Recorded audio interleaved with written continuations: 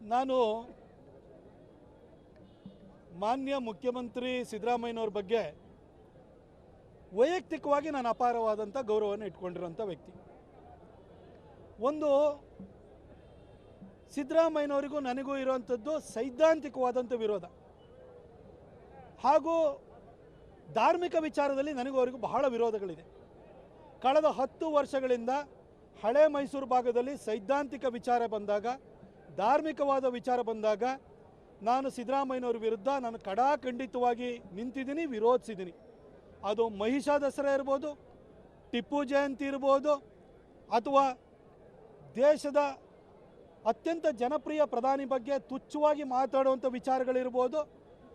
ಈ ರೀತಿ ವಿಚಾರಗಳು ಬಂದಾಗ, ಅಥವಾ ಹಿಂದೂಗಳ ಮೇಲೆ ನಡೆಯುವಂಥ ಆಕ್ರಮಣಗಳು, ಹಿಂದೆ ಅದು ಕೆಲವು ಕಡೆ ನಮ್ಮ ಕಾರ್ಯಕರ್ತರ ಹತ್ಯೆಗಳಾಯ್ತಲ್ಲ, ಆ ಸಂದರ್ಭ ಇರ್ಬೋದು. ಇದರಲ್ಲಿ ಸಿದ್ದರಾಮಯ್ಯನವ್ರನ್ನ ವಿರೋಧಿಸಿದ್ದೀನಿ. ಇನ್ನು DJ-ಹಳ್ಳಿ KJ-ಹಳ್ಳಿ ಅಂತ ಪ್ರಕರಣ, ಹರ್ಷ ಮರ್ಡರ್ ಕೇಸು, ಪ್ರವೀಣ್ ನೆಟ್ಟಾರೋ ಕೇಸ್ ನಡೆದಾಗ ನಮ್ಮ ಸರ್ಕಾರನೂ ಕೂಡ ವಿರೋಧಿಸಿದ್ದೀನಿ. ಹಾಗಾಗಿ ನಂದೇನಿದ್ರೂ ಕೂಡ ಸಿದ್ದರಾಮಯ್ಯನವರು ಅಥವಾ ಯಾರೇ ಆಗಲಿ, ನಂದು ಸೈದ್ಧಾಂತಿಕವಾಗಿ ಮತ್ತು ಧಾರ್ಮಿಕವಾಗಿ ಕೆಲವು ಅವರ ನಿಲುವುಗಳ ಬಗ್ಗೆ ನನ್ನ ವಿರೋಧ ಇತ್ತು. ಆದರೆ ಸಿದ್ದರಾಮಯ್ಯನವ್ರನ್ನ ನಾನು ಯಾವತ್ತೂ ಕೂಡ ಈ ಭ್ರಷ್ಟಾಚಾರದ ದುರ್ಬೀನಿನಿಂದ ನೋಡಿರಲಿಲ್ಲ.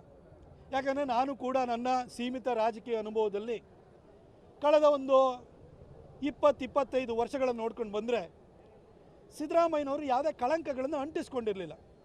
ಅವರೇನಿದ್ರು ನಮಗೂ ಅವ್ರಿಗೂ ಜಗಳಗಳು, ಯುದ್ಧಗಳಾಗ್ತಾಯಿದ್ರೆ ಅದು ಸೈದ್ಧಾಂತಿಕವಾಗಿತ್ತು. ನಾನು ಅವ್ರನ್ನ ಕರಪ್ಟ್ ಅಂತ ಹೇಳಲಿಕ್ಕೆ ನನಗೆ ಯಾವಾಗಲೂ ಕೂಡ ಮನಸ್ಸಾಗ್ತಿರಲಿಲ್ಲ. ಈ ಮೂಢಾ ವಿಚಾರ ಬಂದಾಗಲೂ ಕೂಡ ಸಿದ್ದರಾಮಯ್ಯ ಸಾಹೇಬರು ಒಂದು ಮೇಲ್ಪಂಕ್ತಿಯನ್ನು ಹಾಕ್ಕೊಡ್ತಾರೆ ಅಂತ ನಾನು ಅಂದ್ಕೊಂಡಿದ್ದೆ. ಈ ವಿಚಾರ 2023 ವಿಧಾನಸಭಾ ಚುನಾವಣೆ ಸಂದರ್ಭದಲ್ಲಿ ಬಂದಿತ್ತು. ನಾನು ಆಗಲೂ ಕೂಡ ನನಗೆ ಯಾರ ಬಗ್ಗೆನೂ ಕೂಡ ವೈಯಕ್ತಿಕವಾದಂಥ ದಾಳಿ ಮಾಡುವಂಥ ಅಭ್ಯಾಸ ಇಲ್ಲ, ಹಾಗಾಗಿ ನಾನು ಮಾಡಿರಲಿಲ್ಲ.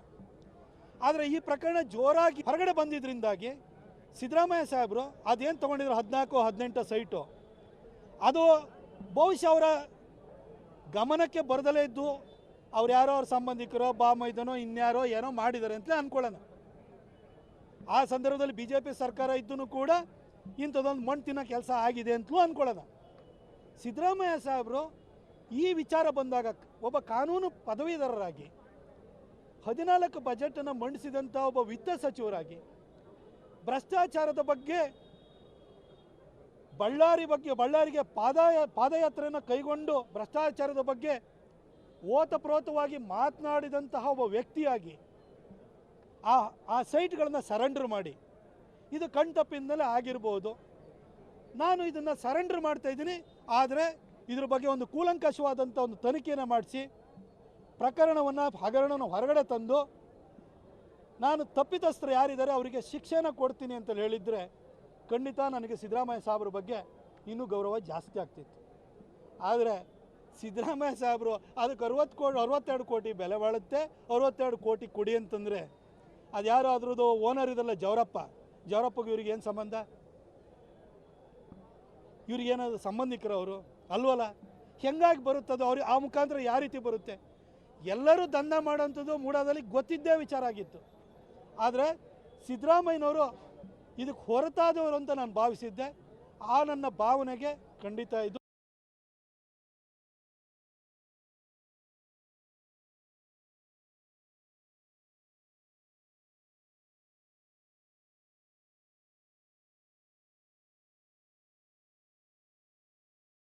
ಮುಖ್ಯಮಂತ್ರಿ ಸಿದ್ದರಾಮಯ್ಯನವರು ರಾಜೀನಾಮೆ ಒತ್ತಾಯಿಸಿದ್ದಾರೆ BJP. ನಾನು ಮಾನ್ಯ ಮುಖ್ಯಮಂತ್ರಿ ಸಿದ್ದರಾಮಯ್ಯನವ್ರ ಬಗ್ಗೆ ವೈಯಕ್ತಿಕವಾಗಿ ನಾನು ಅಪಾರವಾದಂಥ ಗೌರವವನ್ನು ಇಟ್ಕೊಂಡಿರೋಂಥ ವ್ಯಕ್ತಿ. ಒಂದು ಸಿದ್ದರಾಮಯ್ಯನವರಿಗೂ ನನಗೂ ಇರುವಂಥದ್ದು ಸೈದ್ಧಾಂತಿಕವಾದಂಥ ವಿರೋಧ, ಹಾಗೂ ಧಾರ್ಮಿಕ ವಿಚಾರದಲ್ಲಿ ನನಗೂ ಅವರಿಗೂ ಬಹಳ ವಿರೋಧಗಳಿದೆ. ಕಳೆದ 10 ವರ್ಷಗಳಿಂದ ಹಳೆ ಮೈಸೂರು ಭಾಗದಲ್ಲಿ ಸೈದ್ಧಾಂತಿಕ ವಿಚಾರ ಬಂದಾಗ, ಧಾರ್ಮಿಕವಾದ ವಿಚಾರ ಬಂದಾಗ ನಾನು ಸಿದ್ದರಾಮಯ್ಯನವ್ರ ವಿರುದ್ಧ ನಾನು ಖಡಾಖಂಡಿತವಾಗಿ ನಿಂತಿದ್ದೀನಿ, ವಿರೋಧಿಸಿದ್ದೀನಿ. ಅದು ಮಹಿಷ ದಸರಾ ಇರ್ಬೋದು, ಟಿಪ್ಪು ಜಯಂತಿ ಇರ್ಬೋದು, ಅಥವಾ ದೇಶದ ಅತ್ಯಂತ ಜನಪ್ರಿಯ ಪ್ರಧಾನಿ ಬಗ್ಗೆ ತುಚ್ಛವಾಗಿ ಮಾತಾಡುವಂಥ ವಿಚಾರಗಳಿರ್ಬೋದು. ಈ ರೀತಿ ವಿಚಾರಗಳು ಬಂದಾಗ ಅಥವಾ ಹಿಂದೂಗಳ ಮೇಲೆ ನಡೆಯುವಂಥ ಆಕ್ರಮಣಗಳು, ಹಿಂದೆ ಅದು ಕೆಲವು ಕಡೆ ನಮ್ಮ ಕಾರ್ಯಕರ್ತರ ಹತ್ಯೆಗಳಾಯ್ತಲ್ಲ, ಆ ಸಂದರ್ಭ ಇರ್ಬೋದು. ಇದರಲ್ಲಿ ಸಿದ್ದರಾಮಯ್ಯನವ್ರನ್ನ ವಿರೋಧಿಸಿದ್ದೀನಿ. ಇನ್ನು DJ-ಹಳ್ಳಿ KJ-ಹಳ್ಳಿ ಅಂತ ಪ್ರಕರಣ, ಹರ್ಷ ಮರ್ಡರ್ ಕೇಸು, ಪ್ರವೀಣ್ ನೆಟ್ಟಾರೋ ಕೇಸ್ ನಡೆದಾಗ ನಮ್ಮ ಸರ್ಕಾರನೂ ಕೂಡ ವಿರೋಧಿಸಿದ್ದೀನಿ. ಹಾಗಾಗಿ ನಂದೇನಿದ್ರೂ ಕೂಡ ಸಿದ್ದರಾಮಯ್ಯನವರು ಅಥವಾ ಯಾರೇ ಆಗಲಿ, ನಂದು ಸೈದ್ಧಾಂತಿಕವಾಗಿ ಮತ್ತು ಧಾರ್ಮಿಕವಾಗಿ ಕೆಲವು ಅವರ ನಿಲುವುಗಳ ಬಗ್ಗೆ ನನ್ನ ವಿರೋಧ ಇತ್ತು. ಆದರೆ ಸಿದ್ದರಾಮಯ್ಯನವ್ರನ್ನ ನಾನು ಯಾವತ್ತೂ ಕೂಡ ಈ ಭ್ರಷ್ಟಾಚಾರದ ದುರ್ಬೀನಿನಿಂದ ನೋಡಿರಲಿಲ್ಲ. ಯಾಕಂದರೆ ನಾನು ಕೂಡ ನನ್ನ ಸೀಮಿತ ರಾಜಕೀಯ ಅನುಭವದಲ್ಲಿ ಕಳೆದ ಒಂದು 20-25 ವರ್ಷಗಳನ್ನು ನೋಡ್ಕೊಂಡು ಬಂದರೆ ಸಿದ್ದರಾಮಯ್ಯನವರು ಯಾವುದೇ ಕಳಂಕಗಳನ್ನು ಅಂಟಿಸ್ಕೊಂಡಿರಲಿಲ್ಲ. ಅವರೇನಿದ್ರು ನಮಗೂ ಅವ್ರಿಗೂ ಜಗಳಗಳು, ಯುದ್ಧಗಳಾಗ್ತಾಯಿದ್ರೆ ಅದು ಸೈದ್ಧಾಂತಿಕವಾಗಿತ್ತು. ನಾನು ಅವ್ರನ್ನ ಕರಪ್ಟ್ ಅಂತ ಹೇಳಲಿಕ್ಕೆ ನನಗೆ ಯಾವಾಗಲೂ ಕೂಡ ಮನಸ್ಸಾಗ್ತಿರ್ಲಿಲ್ಲ. ಈ ಮೂಢ ವಿಚಾರ ಬಂದಾಗಲೂ ಕೂಡ ಸಿದ್ದರಾಮಯ್ಯ ಸಾಹೇಬರು ಒಂದು ಮೇಲ್ಪಂಕ್ತಿಯನ್ನು ಹಾಕ್ಕೊಡ್ತಾರೆ ಅಂತ ನಾನು ಅಂದ್ಕೊಂಡಿದ್ದೆ. ಈ ವಿಚಾರ 2023 ವಿಧಾನಸಭಾ ಚುನಾವಣೆ ಸಂದರ್ಭದಲ್ಲಿ ಬಂದಿತ್ತು.